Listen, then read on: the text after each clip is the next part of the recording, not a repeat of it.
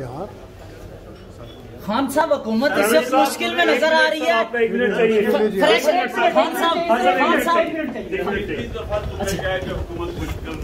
खान साहब अच्छा fresh election होगा हर 3 महीने के बाद। अब हुकूमत मुश्किल में है, कल मुश्किल में है। खान साहब नवाज शरीफ के हवाले से कहा जा रहा है कि वो वतन वापस आ रहे हैं, तो इस हवाले से आपका मौक़िफ़ क्या है कि नवाज शरीफ वतन आज आ रहा है, कल आ रहा है।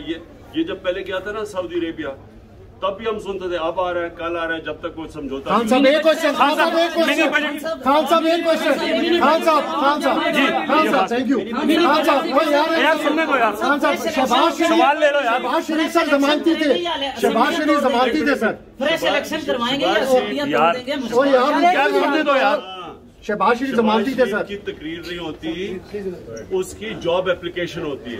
मिनी बजट से क्या फायदा होगा यार? चलो यार सवाल एक बंदे को क्वेश्चन क्या कर रहे हैं? क्वेश्चन तो क्या कर